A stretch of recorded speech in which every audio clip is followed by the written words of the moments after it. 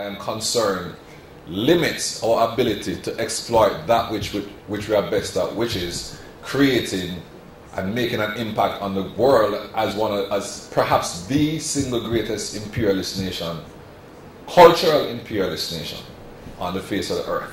There's no way. I remember I was watching the World Cup the other day, and this guy from the Czech Republic score a goal and take off his shirt and run a Bob Marley t-shirt that on the head. I don't know if you saw it. Yes, sir. Yeah. And this is in German, and the guy probably doesn't speak a word of English. What are the other options? You can look to venture capital companies. Again, our venture capital industry in Jamaica here is not very well developed, so that there may be an issue with pursuing that, and that's an opportunity. Public financing, meaning to say, for example, in the not to say government financing, but public financing, like for example, listing on a stock exchange for seed capital. We have seen Pulse have some success doing it.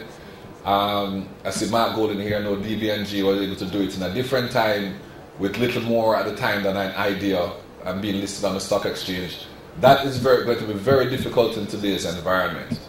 To be able to float an issue and be successful at it without a track record of some success is not likely, I don't think, in my view, and other people in the industry may have their view, for us to have successful startup initial public offerings on the Jamaican stock market. So, again, that's a limiting factor. How have we done it? You know how we've been successful in the past? Chris Blackwell will like Bob Marley and write the check. Right? Now, we don't have a whole heap of Chris Blackwells hanging around to write the check. But there is a role for private equity investments in good projects. And I think we need to start with that. What are the issues that we are faced with?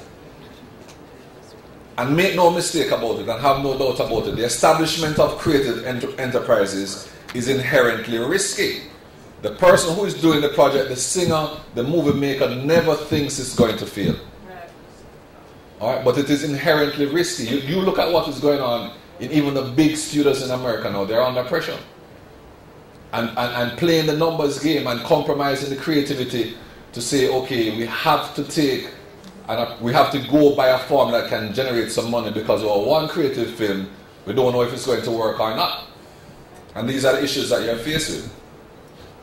In my view, there's a need for midterm seed funding to sustain business activities. In other words, some public fund that comes up and say, I'll give you a start, you get to a level, and then private equity funding can come in, or the banks can come in at that stage.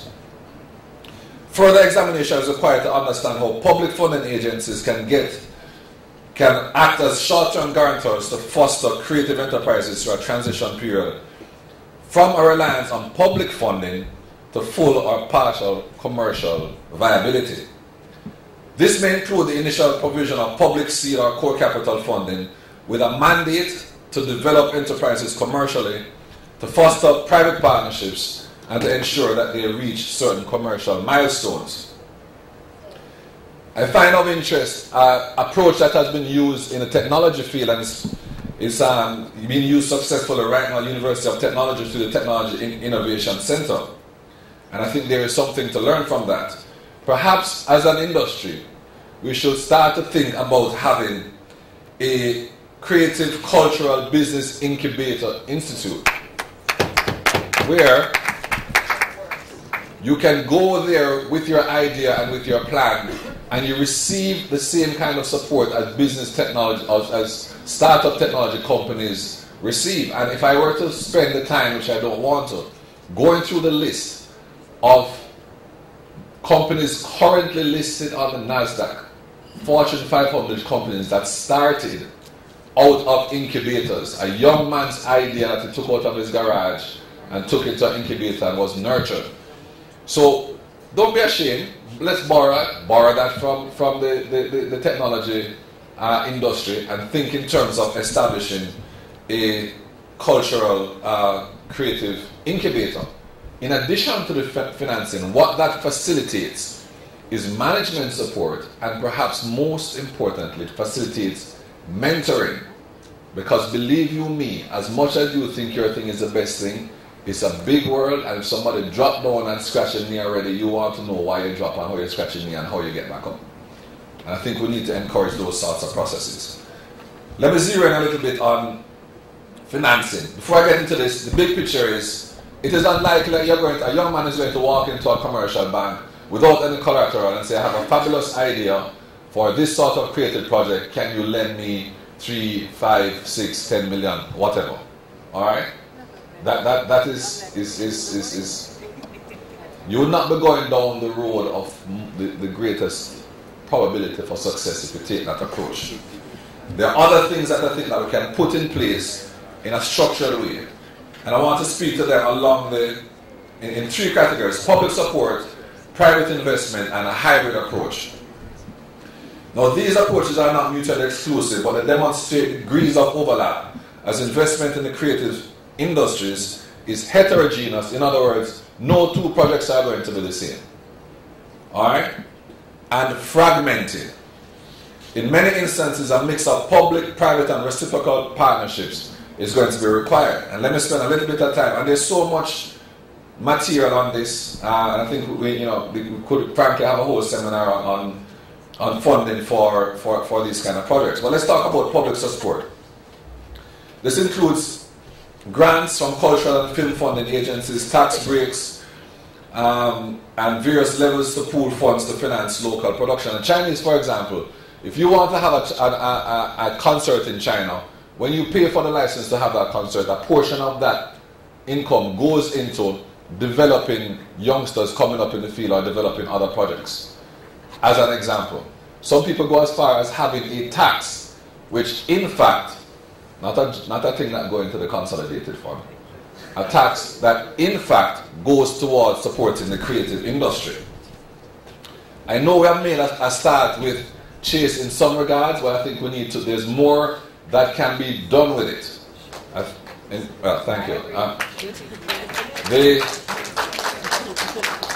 And again, if we're talking about spending billions of dollars on bailing out industries, on keeping industries alive, then I think we should have enough confidence in what we do best and the desirability of what we do best to the world, so that we would invest in that. I'll give you a short example before I go home.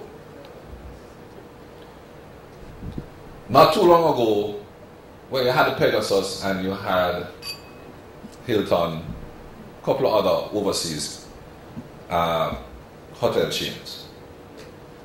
But up until very recently, hotels in Jamaica were dominated by Jamaican companies, two main Jamaican companies. Somebody sat in Spain and saw what Jamaica had and told their friends, and there are a plethora of Spanish companies now coming into Jamaica, investing hundreds of millions of US dollars in the ground in Jamaica. And if you are not careful, as Jamaicans, you can't afford to buy any land anywhere near any of those properties.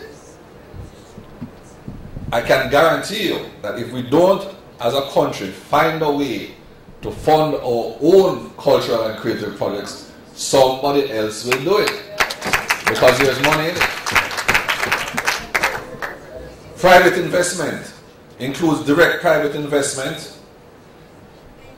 I know that my chairman, Mr. Leachin, has a substantial interest in this from a media perspective and internet broadband perspective, and has demonstrated that with tangible investments. You also have commercial sponsorships, patronage, and various forms of contracts and revenue sharing arrangements that approximate venture capital. So the private the sort of private arrangements are also important.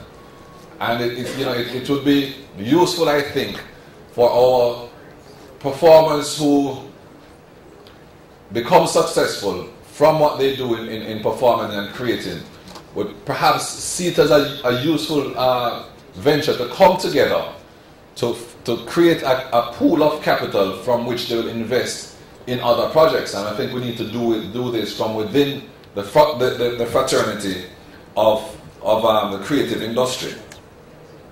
Finally, of course, there's a hybrid approach which speaks to philanthropic investment, co-production, government seeding, with the private sector stepping up to take over from that.